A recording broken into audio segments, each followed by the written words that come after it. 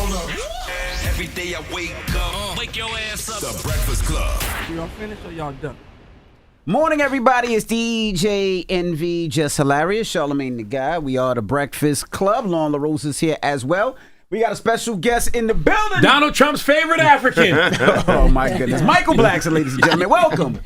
What's up, Mike? How you feeling, man? Good morning, brother. How you think I'm Donald Trump's favorite African? Got to be. You don't think so? Well, you know what? I'm a Or Elon Musk. You know what? You're right. Wow. Elon Musk, then Michael Blackson. No, I'm all about whoever's in office, you got to work with them one way or another. And I see you guys, I see DL killing Trump every day. I'm like, listen, that's not going to help us. You want to help us? Tell this nigga what we need. Don't go bashing him and all that stuff. I'm all about whoever's in office, try to get whatever we get out of them. Instead of just killing them every day and making fun, going hard on them. It's not going to help. I know DL done reached out to you a few times. Yeah, he did. I know. And that goes back to even Africa. Like, in Africa, the leaders are the ones in charge. They are the rich ones. They're the one that you have to, like, work with if you want to get anything done, you know? They just had my confidence band. So I just kept that same energy anywhere I go. Whoever's in office, you got to find a way to work with them. You can't just go roasting, bashing them every day. You're not going to get shit out of them that way. You get a lot of flack for that? For what? For your opinion on Donald Trump and how you feel? I don't talk much about it online because my fan base are like, majority young black people, and most of my fan base. So I try to keep that, keep some stuff to myself. Well, how are things at home? You just had another baby. Well, I haven't had one in 18 years, so all of a sudden, a new one comes out. 18 years? Your twins are 18? Twins turned 18 Jesus and going to college. Yeah, man. Your mother was hit. His baby mother was 6 years old when he came here. Wow. So you just got off child support, and now you just got support, man. Just finally finish my last payment, a whole new nigga comes out. But here's the thing with child support, having kids. When you're 25, 26 years old, you were struggling. I think now money is not an issue. So when money's not an issue, nothing bothers you. I think the most important thing is money. Yeah. And I don't have money problems anymore. What made you want to start over? I didn't want to start over. I just got lazy with my pull-out game. Damn. I didn't want. You know what? So the baby was, the twins. It was really bad experience as co-parenting with the mom. We had a really big. We couldn't get along. We were caught fighting. We fight from the day they were born all the way to like 18 years old. Damn. It was really bad. You know what I mean? And Rada didn't believe how bad it was till like the last 6 years. I had to take over the family wizard. So when you are in family court and you can't get along with your significant other, there's a app called Family Wizard where you communicate on the app. That way there's a family app where you communicate where you don't have to talk to the lady, but the court watches it. So it's like WhatsApp for like baby mamas and baby daddies type. Yeah, exactly. But court is over now, so I could say it now. But I had I say, you know what, Ryder? You don't believe you think I'm the problem? I'm gonna have you act like you're me, and you communicate with this lady. And she found out what a what's the word I'm looking for? Meticulous? No. Manipulative. Yeah, I went to Philadelphia public school. You have to excuse me. And she found out, she's like, damn, this woman is really nuts. So I had to communicate with her for the last 5 years. I'm like, you know what, I'm paying you to talk to this lady. I don't want to talk to her. And then she realized that I wasn't a problem. I just had to really create, I don't want to talk much about the baby mom. Because after all, she did a great job raising my boys. They are A students in college, and I'm very proud of them. And that's one good thing she did, but she did ruin the bond that I had with my boys. At least the last 5-6 years. Really? Because y'all were always together. Oh, we were always together. But we got to the point when she got remarried. Got married, not remarried, because I never married her. Thank God. When she got married, and when the relationship was over, she went back to getting on my nerves again. That's why, please, it's always best to let the woman find some dick, because dick calms women down. Yeah. You know what I mean? Like me and Rada will argue, and I'll give her some dick, and then she back to loving and being normal again. And Rada is still your fiance. Are you going to marry her? She gave you a baby. You got engaged up here. Yeah, I did. That was a decade ago, right? How long ago was that? That was a long. How long ago was that? Well, she said the engagement is expired. Now she need a new ring. Okay. Right. But every time you look at somebody getting divorced every day, I'm like, I don't want to be part of this divorce. So you just gonna keep proposing? Yeah, we just keep proposing. So looking for a new proposal coming up soon. So y'all are in a relationship. That wasn't that long ago. 2021. Yeah, we still together. Because the back and forth that y'all had online, it kind of confused people. Because you had to come out too when she posted it. Like she's like she's alone, she walks alone or talks alone sometimes, and then you reacted, then you retracted what you reacted with, and you talked about FaceTiming her from the road, and that was a... Well, that was about something else that I'm not ready to talk about yet. Yeah. You know, I'm not gonna say she's using postpartum as an excuse. You know, because the way she made it seem, and me, I try not to read too much comments. You know, I just knew when it came out, I had people hit me like, yo, why she acting like you're not there for her? By herself. Yeah, like, you know, so without me reading comments or even reading her text message, I went into defense mode and like, you know, hey, like, don't talk shit about the hands that feed you, whatever. And that's probably, I went a little hard, you know, but we recently, I was bored the last couple of years, and I did the TV show at Top Bird Studios, which is a 4-episode pilot, and now we've been waiting for like when we're gonna do this again because this show is probably the most amazing thing that I've done, and I'm like, okay, he said we want to do it again, we just waiting. I said, well, I'm waiting. I'm taking on something else. So I took on Love and Hip Hop Miami, and it's actually coming out in November. Nice. And I'm like, I know you don't love Hip Hop Miami. the new season. Michael. Thank you. I completely took over the show. Like it's pretty much called the Michael Blackson show. Nice. So I took on to that. So I said, you know what? Now you're gonna become a reality star, a real reality star, and to make it in reality, people like to know what you're going through. So and my reply was more to like, you know what? Let me make her a little bit more famous. Let me go online, just talk shit. And let her reply back. Let's go back and forth, make up. And that what you can make. I said you can make a whole lot of money being reality. So after the fact, I told her, I said, listen, this came from a bad place. I'm more trying to like help you become reality famous. That's why I was hoping we went back and forth. You know, I didn't tell her, let's go back and forth on purpose. I was hoping we went back and forth, but you know, my team, like Mike, you know, postpartum is a very serious thing. Yeah, so don't play with it. Don't talk about it. You know? So I kind of like. I mean, you can talk about it. You just have to, you know, you got to be there for her. But do you think with her, if she is, you know, going through postpartum depression, is she okay with filming? You think she's gonna be cool on the show? I mean, the show is a lot. There's a lot more gonna come on. And the did y'all show. shoot? Y'all shot the show already? Yeah, Right? we started already. We started, but it goes on. We didn't finish. It goes on through January, and then they decide, you know, on the next season. But it's a lot more coming on this show that probably had something to do with the postpartum thing. But I couldn't talk about it. I'm gonna ruin the show. What did you mean when you said if you think making a baby with me will turn me into Russell Wilson, you better try again, mother sucker? Well, you know, come on, Russell Wilson is every woman's dream, and maybe instead she ended up with a Stephon Diggs instead. Okay. Jesus, He got a new baby Michael? on the way that Cardi hopes he'll be there for. Michael, was that? Jesus. She picked the wrong football player. What the fuck I got to do with this? God. Well, I mean, she knew from the door who Michael Blackson was. Yeah. You know what I mean? You didn't. Yeah, So who is Michael Blackson when it comes to the ladies? Well, I mean, when I became honest with myself, which was after I broke up with the girl before Ryder, and I realized that I just can't be with one person, and I've been honest from the door. You know? And is it the African in you? Like you need I to don't have know more what than it one is. wife? Huh? You need to have more than one wife? I mean, one wife might be. I mean, I'm not. You know, I mean, to have more than one wife is either a religious thing or some type of chief. There's a lot to have that. I mean, I love to have more than one wife, but it sounds like a lot of problem. You know, I'm okay because you don't want to marry nobody. You just want to have them there. I don't mind having a one great woman that I know has my back, and that she's the one. She's the one that has my back and does everything for me and do things right. But once in a while, you know, I like to do what I know. Is she okay with that? Yeah. Now, I remember there was a contract that y'all had in place. Do y'all still have a contract? Because remember on that show that we did before, you did Love and Hip Hop, right? The relationship show. There was like an agreement where you're like, look, well, she gave you a certain amount of women that you can have out the month. And then once you exceed that quota, you in the doghouse. It was some type it was of, a quota? Know, Well, because she was It was compromising. like once a month, but Once a month, yes. Yeah, it was once a month. I mean, I kind of like start doing 2-3 times a month. So Okay. That's but what I try to do, I try to keep it, you know, very simple. Maybe like 2-3 girls that I knew and familiar with, instead of picking up strangers. You know, you pick up strangers, you wake up in the morning, your Rolex is gone, your shit is gone. So, and that's the part and we're still arguing about that to today, because most of the chicks that I mess with been around for like 4 or 5 years, and she felt like that's a relationship as well. Oh, what if you had me work in Ghana? You got work in Ghana? What do you mean? Ladies, like you gotta. I had somebody in Ghana. Somebody. Yeah. So just one person. Oh, Okay. yeah, I had somebody in Ghana, but she's a little scam. Little potential scammer. I'm not sure. Jesus, Michael She's Blackson. suspect. I'm not, you know. That's not Ghana's reputation. She got your credit number? No.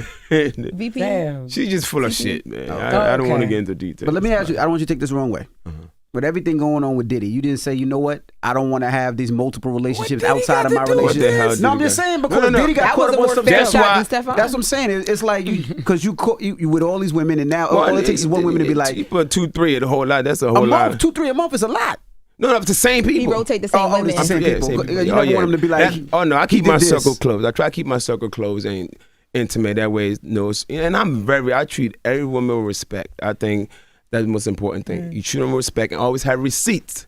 You always have receipts. And I have a nephew that plays in the NFL, and I got a lot of young guys that plays in the NBA. And I tell them, I said, listen, you guys have to be careful. You need receipt for everything you do. If a girl comes and visit you, you walk that girl to the elevator, you give her a hug, the camera's always watching, and when she get home, text her, hey, make sure you got home safe. Always keep a receipt. Never leave room for anybody to accuse you of anything. How your rapist going to hug you at the elevator, nigga? You know what I'm saying? So, besides that, I treat every person that I'm with, I treat them well and respectful, and How you gonna hug with that little? It's crazy. that's the key, man. You gotta treat women right. Yeah. Be honest, and treat them right. But see, that was the thing that Rada had a problem with because she's like, yo, why are you so nice to the girls that I know you got your 2 and 3, but she's like, yes, that's where it feels like a relationship because you're keeping in contact with these girls after you see them. You only see them a few times out the year, You be but like taking care of you them, take Jess? care of them. Oh. Like you taking them to breakfast. That's what she was venting to me about. She's like, these bitches don't need to eat. Damn. You know what I'm saying? Well, that was one issue we had with her most hated side chick of mine. Oh. It was in Vegas, and I was playing at this particular casino, and they offered me like dinner at like STK or whatever. And I'm like, okay, I took her to go eat. That's a nice ass restaurant, It is. yo. And then the manager of the club happened to be a good friend of Rada. And then this nigga doing some fucking guy code shit, texting Rada, hey, Mike is here with another. So, but, That's his girl, though. You looking out for her. Like, but what I did, And that's your girl, I didn't- too. Even when I'm in public, I don't like being public with another woman alone because I would hate somebody to take pictures and get along. So I always make sure I invite 2 or 3, whether it's homies or girls. I make sure it's more than just me and this person. So one of my homies, I invited one of my homies to come and have dinner. I say, I'm gay, come on, dinner on me. STK, I'm rich, come on, right? So it's even me, him, and her, but then he like this little Middle Eastern motherfucker texting her, this nigga's here with another woman. So we sitting there, this mother try to sneak video to send to her. And then the girl caught onto it, like cursing him out in the restaurant. That And was then a bigger scene. it became a much bigger scene. STK is a big deal, though, man. They got the bag of donuts and the truffle fries and the freaking wagyu. One Yeah, of the but come on, most that's- known steakhouses. Yes, man, you can't They be turn the going lights down after a certain snitching. time. You don't go snitch. We snitching another nigga, man. Would I? Yeah. She said, I don't know. yeah. It depends. Like you said that was his homegirl, though. So it's Yeah, different. but still, you know what I mean? Like I won't put that kind of stress on my homegirl. Was he gay? No, he wasn't gay. You're gay, right? Because that's what. Yes. Think that shit. Yes. I do got a question. Now you said you were in Love and Hip Hop Miami. Who else is on the cast? Because you're a new cast member. Same team, Strict Daddy, of course, is still there. You got Trina's there. Amara is still there. So you're the only. I'm the new one. Me, of course, Rada. Now I'm gonna watch. Yeah. It's I ain't been gonna very lie, Love interesting. and Hip Hop Miami. That shit really fucked my life up. I don't know why I decided Damn. to do it. Oh, yeah. Why? Oh, Jesus. But you know what you walking into before you get there, Michael. You know. Why was I bored, man?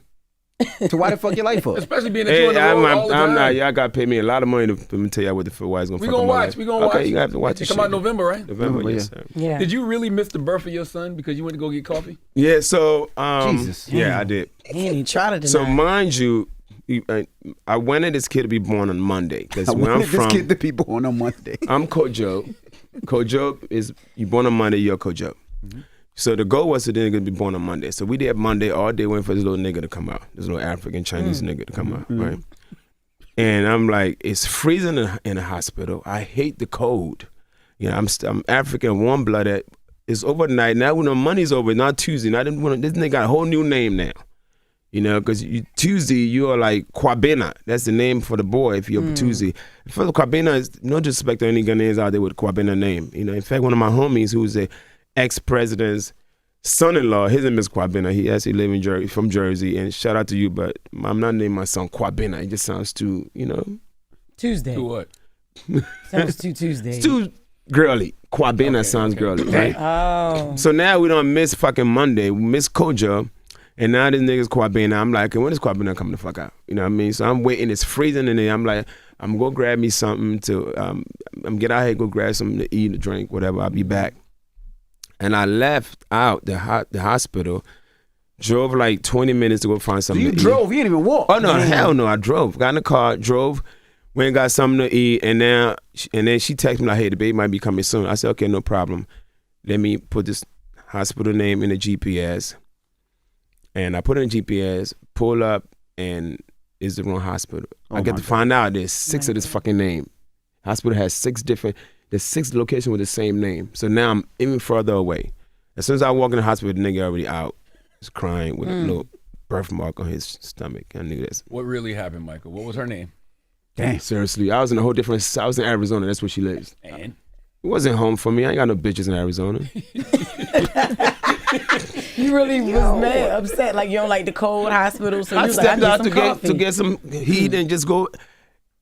It was so cold when I got in the car. I didn't even turn the air on. It was 100 degrees in Arizona. Yeah. And I kept the motherfucking air off. I just wanted some heat back in my fucking body. And I came back and I went to the wrong hospital. Was you at shows there that weekend or something? No, I just went there for the baby's birth. She lives there. She lives. Okay. Yeah, okay. yeah. Gotcha, We have a home. gotcha. We have a place in Arizona. That's where she stayed. That's what she says. Okay. Nice. Yeah. We don't live together. Gotcha. What do you mean? I need, Why you say it like oh, that? time out. I need Why my y'all don't live space. together? We don't live together, man. This is 2025, man. She gonna be all right when she see this interview? The way you Yeah, talk. she, know what year it she's is? seen worse interviews than Oh, this. she did. Yeah, So you live in absolutely. Florida. She live in. No, I live in Los Angeles. So y'all don't live with each other at all? Never lived together. She comes over, But you why know, I not? go over there. Because you asked for her hand in marriage. Yeah, I mean, we gotta live Because she together. wanted, but he asked for her hand in marriage because she wanted to get married. He didn't want to ever get married. How you know that, nigga? You told me on the show, nigga. This is what it is. We had a therapy No, on the but show. we live in different. You know, I prefer living. So how often do you visit? We see each other quite often. At least every other week. California, Arizona, it's Arizona, right there. Miami. I have a house back in East in Delaware, so we all and Ghana, so we're all over the place. You got a house in Delaware? Yeah, I was raised in Philly. I built my house in Delaware like 2007. When we be in the mall, you live. I'm not gonna say, but when I used to work in the mall, She's from Delaware. Yeah, people used to always be like, Michael Blackson was just in here. We'd be like, no, he wasn't. They'd be like, yes, he was. He here all the time. So we knew. We just never see you, but we know you there. You got women in Delaware? No, not really. You never had no work in Delaware? I did at one point, but nothing serious. My work is mostly like LA. Gotcha. Yeah. You screwed your face up. Delaware got some baddies. But I mean, I didn't go. I never seen that part of I didn't hang out at the Delaware clubs. Jesus. Chill out. I didn't see. I didn't hang out at the Delaware. I mean, at the mall, you probably could see some here and there, but I didn't have nobody. In Why Delaware. would you post a baby with a picture of George Jefferson. George Jefferson and Chico Bean? Why would you do that to him? And how did Ryder I'm feel still about waiting for that? this little old infant hair to grow, man. I'm like, this baby look like he was born with a freaking 200 credit score. This nigga baby like he's struggling, going through is 2 divorces. beautiful. Now he's very adorable. She sent me, when I'm not there, I get a video every day. And his hair is slowly growing back. But I think that whole hairline thing it's a Ghana thing for some reason. Like most babies and boys in Ghana are born with like this receding hairline, and eventually your hair comes back. So hopefully his shit will come out sooner or later. Congratulations too for all the investing you're doing back in Ghana, man. That's dope. Yeah. You built a school. What? I seen what's it called, Treasure Island. What about Treasure Island? Is that yours? No, that's not mine. Oh, I don't know why people were saying that was yours. No. Me and DC Young Fly was planning on doing a retreat at Treasure Island. Nice. Got you, That's got what you, it got was. you, got you. No. I mean, the school was something I always wanted to do back when I was going back home 20 years ago. I just had to figure it out how I was going to get it done. And when I finally did it, I said to myself, oh God, this is what a legacy is. I didn't know what legacy was prior to that. I walked there and I see my name on the screen and I see the kids are happy and they getting free education, free every this and free that. And I felt like my legacy is finally complete. You know, I feel like it don't matter what happened to me now. I feel like I've done something that would be taken away. No, that's big. And you're here right now because you're here for the New York Comedy Festival? Yeah, actually, my first time doing something this mainstream. You know, I'm That's dope. I never been a mainstream guy. I'm more, you know, I mean, they never really gave me the opportunity to do something like this. So shout out to the crew, Greg, and the rest of the crew from Caroline's. You know, they're the one that put this together. And I heard as a partner of it as well. Okay, cool. Yeah, so I'm excited about doing it. Why you think you never got those opportunities? You know what? It's just never been my thing, you know. But don't get it wrong, there's plenty of black money, plenty of hood money. Yeah. I made millions of dollars with my black fans and my underground fans. So it never really bothered me, man. I mean, like I said previously, you know, where I am in my life is way surpassed what I expected. So I never really try to, you know, if they came after me, I'll go and get it done. But they never really, like, you know, invited me to, you know, these festivals. So I'm excited about this. I mean, don't get it wrong, I do have a white fan base, especially the young college ones, and especially from like shows like Wild and Out, which is the fan base are mostly young white kids and black kids. So I gain a lot of race from Wild and Out. Shout out to Nick for bringing me on like 1 million times on that show. So, but and social media, I'm sure, helps to diversify your audience. Definitely, you know. So yeah, I'm excited about the New York Comedy Festival going on the second week in November. So make sure y'all get tickets. It's at November 7th through the 16th. Hard Rock, right? Hard Rock. Yep. You looking at us like we know. Like we know that. I'm trying to look at Envy got the sheet. I know Envy got the sheet. Is that the Hard Rock? Partner, but No, Envy- I didn't know nothing about it. It's till- on the sheet, Envy. It says, yes, the venue is Music Row at Hard Rock Hotel, New York City. That's on 48th Street. If you need tickets, you can go to nycomedyfestival.com. Yeah, I'm excited about doing that a lot. So. And you also on your own tour, America's Fuck Tour. Yeah, America's Fuck Tour. Hey, you know, Why are you allowed to say that? You're not from what do you America. mean? He's from Philly. I'm a citizen there. I got my papers. Gotcha. The thing about it, after 30 years in America, I finally became, and I'm glad I did it before all these things started happening. You know, in fact, Ryder the one that pushed me to doing it, because prior to that, you know, let me see. I applied for my citizenship about 15 years ago. Took the test, you know, easy test. I studied the test and passed the test, right? Laughing at him, man. I passed the test, and then that day, this motherfucker did not want me to be a citizen that day, you know, because I was, you know, they try to incriminate. He asked me questions where I could easily incriminate myself. He asked me, say, do you owe any taxes or child support or anything? I said, well, I owe taxes, but I'm on a payment plan. So he said, well, before I approve your citizenship, I'd like to see, you know, the history of your payment plan. And I sent this motherfucker my payment plan. He said, well, it wasn't consistent enough, so you're not an honest person, so we are denying your citizenship. Wow. And once you get denied, you have to wait 5 years to apply again. Why weren't you consistent enough? I have no idea what he meant by that. I mean, I don't know. You know, I thought I was consistent enough. You know, but Now, what accent did you use, Michael? when I was The Philly one or the Ghana one? combination. That's right. Dishonest person. That's why. So yeah, I got so frustrated with it. I was like, you know what? Fuck being an American. As long as I could renew my green card every 10 years, I was okay with going. As long as they let me back into work, that's all that mattered to me, you know. But then when you're not a citizen, you have to travel to Europe and you have to get a visa. It became so difficult.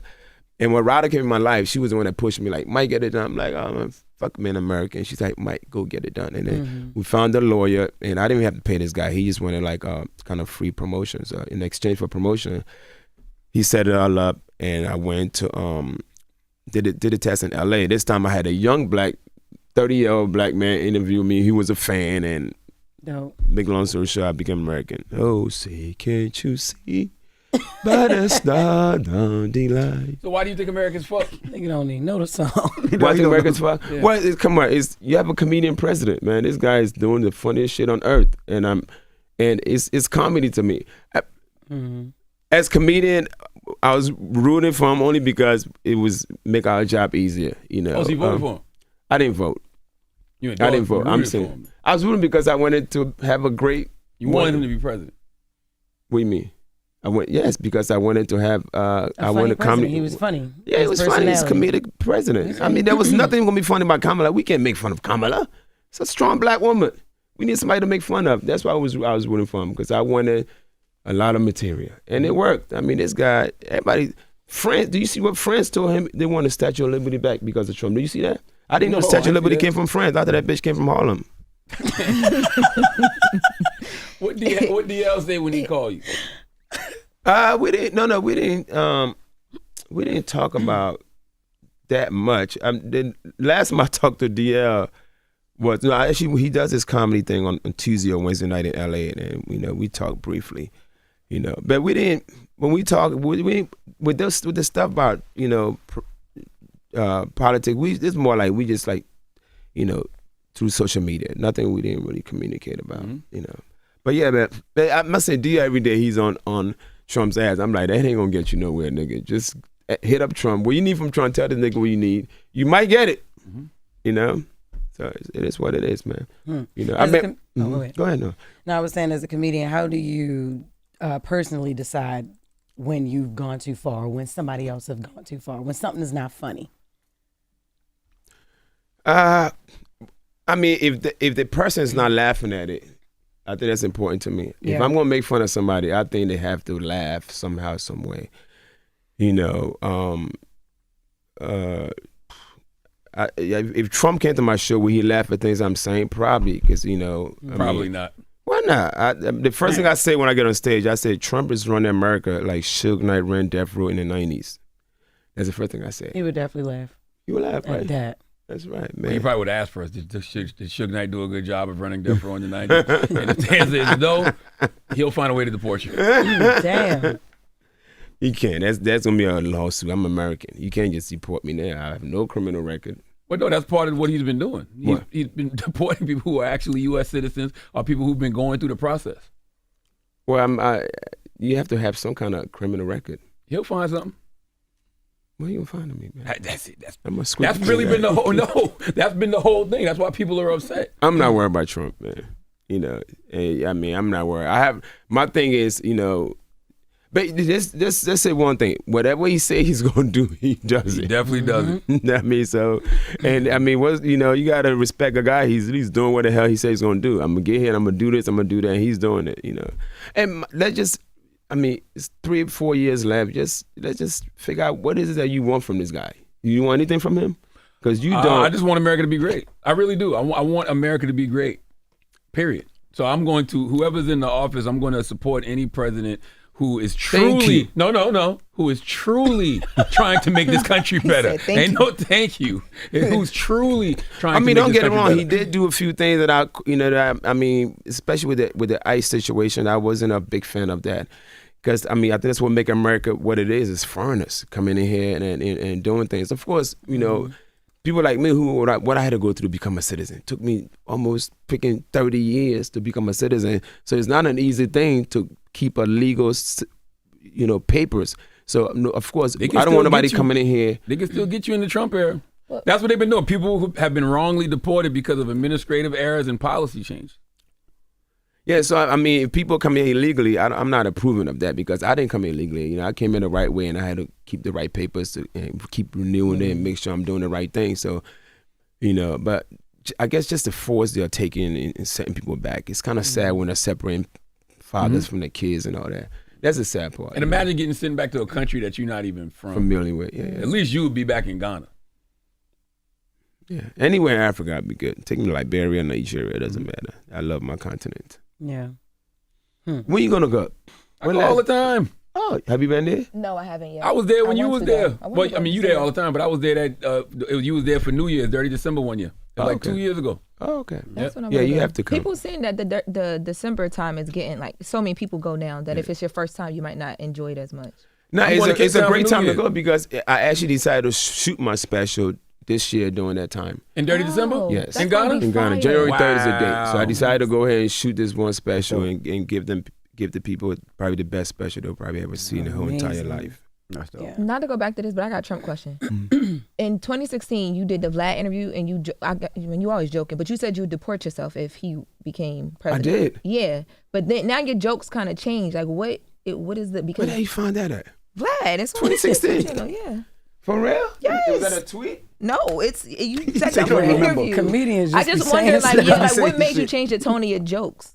Damn, where was I at 2016? I don't know Oh, if Trump, remember. if You Trump know get a what? hold of that headline. I have no idea how that is because I remember 2016. I remember being on vacation in Cancun with my ex before Rada, and I remember both of us rooting for this guy because it was like he was an underdog. He would think he was going against Biden. I think that time. No, I I'm don't going know. against Hillary. Was it Hillary? Yeah, 21. 2016. Hillary. Okay, 2016 Hillary. And you know, I remember like she was saying, you know, if he win, you not be allowed back in America. Something funny she said. I don't remember, but I remember like, you know, quietly kind of rooting for the underdog. I always been an underdog type of person. Even when I'm watching the Super Bowl, if my team is not in, I'm rooting for the underdogs to win. You know, so maybe I was just trying to be funny. You know, but I'm always rooting for the underdogs. No matter who it is, for some reason. I don't know, like he would. I mean, he was definitely the underdog in the election. Nobody expected him to win in 2016. Not at all. Right. No, What? nothing.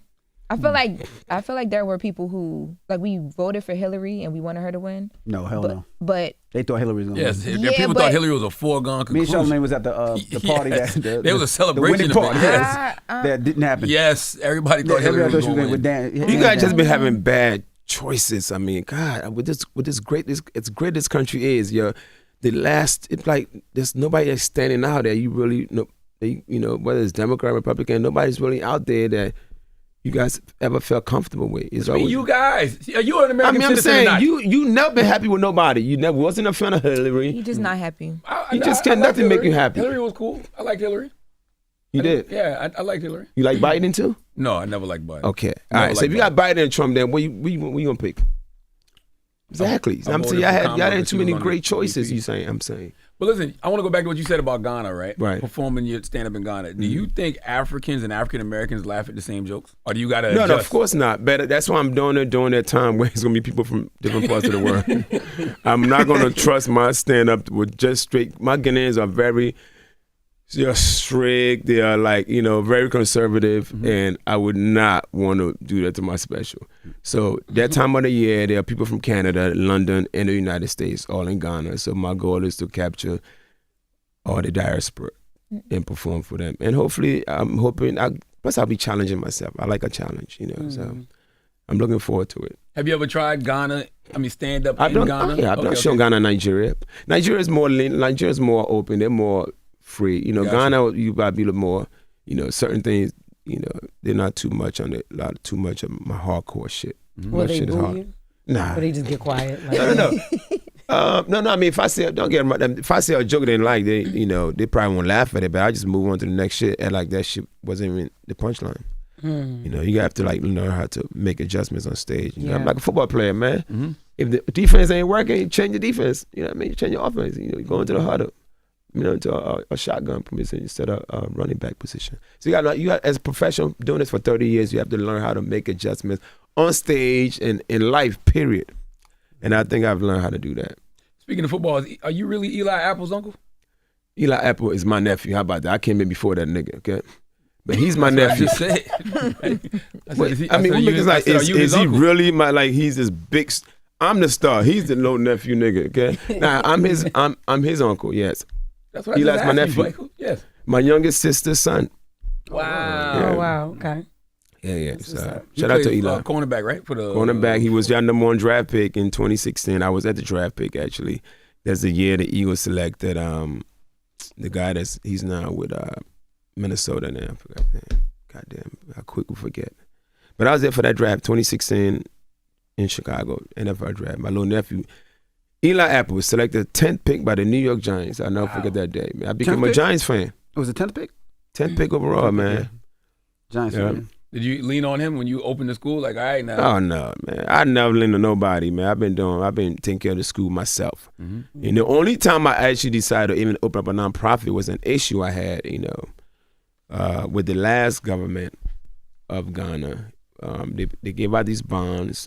I don't know if you heard about it. They gave out these called Euro bonds. So Euro bonds is a bond where the money stays in whatever currency you put it in. So whether it's euro or pounds or dollars, it stays in that currency. and it was paying very high interest rate, like 10%, something crazy.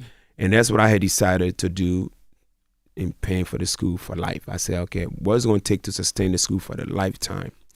And I figured out when the school is completely filled up, which is in 2 more years it's going to be filled up. Right now, every year I bring in like 20 kids. So in about 2 years, it'll be like a 200, and then I'm going to max out there. I said, when there's 200 kids, it's going to cost me like $10,000 a month, which is very reasonable if you're here. But, you know, Ghana and most part of Africa, the good and bad thing about it is labor is very cheap, so you could afford to pay employees, you know. And like I said, I could run the whole school for $10,000 a month. And I said, how can I get $10,000 a month for a lifetime? And then they had these bonds, the Euro bonds that was paying 10% interest rate. And I'm like, okay, it's $1 million. I put $1 million in there, give me $10,000 a month. And once they expire after 3 years, I renew it again and again. Oof. Right. So I send $1 million to my continent, to my country. And I said, okay, let me, now the school be set. Interest will pay for it. Interest pay for it. Yeah. So I got we got like 1-2 payments, and then payments stopped. And then I hit up the financial guy. Then I'm like, what's going on? He said, well, they're having some issues, but everything's gonna be okay. 2 years later, no payment. And then they said between COVID and Ghana owes China money. You know, it's all on that last government. I'm not gonna blame it on the country. Ghana is a great country, and this issues never happened in the history of Ghana where they fuck up your bonds. Bonds is like, should be really strong. If bonds go wrong in America, the government will come in and pay for it, take care of it. So then they're like, 2 years, no payments. So now I'm coming up with new money, making these payments, And then right before the election, they decided to make a decision on the bond. They said, okay, we decided that we are restructuring the bonds. You have 2 options, either take one or we'll take one for you. So option number 1, you lose 37% of the money you give them. Your 10% interest rate is now 5%, right? And your 3-4 year bond is now an 11-year bond, meaning they hold your money for 11 years. Option number 2, you don't lose no percentage, but your 10% interest rate is now 1.5%, and your 3-year bond is now a 15-year bond. So I went on Twitter and I lit them up. I lit them so hard, I think I was probably the cause of the last government losing election because it became worldwide. Because they knew I did it for the school, and and then and so I had to pick one eventually. I picked the one that don't lose no percentage, because I said as long as that money is there, I could always fight for it. So now instead of getting $10,000 a month, it's like whatever, $1,500 a month. So I was really pissed about that. So now when that happened, I said, okay, I gotta maybe open up some kind of nonprofit and maybe try to raise the rest of the money in that way and make sure the school goes on for life. You did it. I opened up a nonprofit, but as long as I'm working, I'm still paying out of my pocket. People want to send money, is up to them. I've never been a beggar. Even though nonprofit is rich people that have those nonprofit. But me, for some reason, just something in me just hate asking for anything. Because if I say I'm going to do something, I'm going to do it. And I'm working there, I'm making money, so I'm paying it. And when that time comes, I'll go back for money. Man, that's dope, man. Yeah. That's dope. Blackson, when did you start realizing, like, okay, I can clown around, but I got to get my mogul on too? Yeah, it's when I went back home around December, like the 2019, and when I was like, and I saw kids during school hours in the marketplaces helping their mother sell food, and I'm like, why are these kids not in school? Because I know in America, if kids not in school, parents get in trouble. And then I found out that sometimes they can't afford to go to school. But how about public schools? Public schools are called government schools in Africa, and there's only a few of them, and it fills up really fast. And once it fills up, you can't go to school. You can't afford private schools. You can't go to school.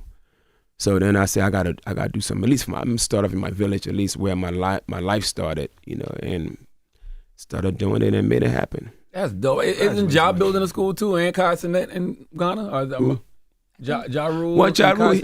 Yeah, Ja. He. I guess he built it. He added to what the school already had. Okay. He added some more like classrooms, I think. I think Kai built been Nigeria. Nigeria. Okay. Yeah. What makes you more money right now, Michael? Telling jokes or being Michael Blackson the brand? Stand up. Stand up it is right now. That's one thing. That's a great thing about stand up. They could never take that away from us. as long as you build a fan base, you could tell these jokes for life. Even at this point, like, 2016, 2015, I was hot as hell. I mean, I was doing like 10, 15 shows on a weekend and making crazy money. And like now, when I built the school, I kind of like toned down a little bit because I was really crazy online. Titty Tuesday, twerking Thursdays, all that shit. And you can't have a school and have a Titty Tuesday, you know what I mean? So I slowed down, and I ran into this kid the other day. Said, "Damn, Mike, you fell off." Why? Because I'm not doing Titty Tuesday. But the thing about it, you have to set the bar so high. You have to set the bar so high in your life when you become an entertainer that even when you quote unquote fall off, you're still making good money. Yeah. You know what I'm Plus, saying? people don't want you to grow up. If they used to seeing you a certain way and you doing things a certain way, they want you to stay on that. The day you put a shirt under your jacket is just different for us. That's just my style, man. Why are you looking at my chest? You always got it out. I just happen to, it's always out there. I don't know. I see you in Delaware. Let me stop. I don't even be there. Michael Blackson, ladies and gentlemen. You can catch him at New York Comedy Festival, and we always appreciate you joining us. Thanks man. for having me. Thank you. Michael Blackson. It's the Breakfast Club. Good morning. Hold up. Every day I wake up. Wake your ass up. The Breakfast Club. Y'all finished or y'all done?